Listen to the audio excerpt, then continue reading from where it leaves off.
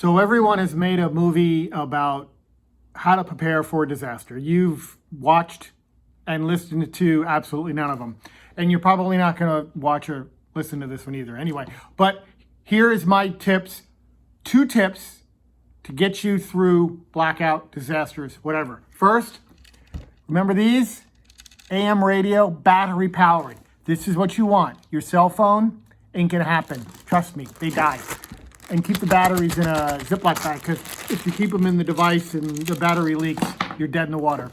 The other thing, and do this now because you won't be able to order this when the time comes, $25, box of 4 camping lights. LEDs, which means they run on AA's, and they come with the batteries. And the magic of AA's is, unlike D-cells, they're easy to find in the stores. So this is it. This is the disaster video you watch and learn from. Good luck.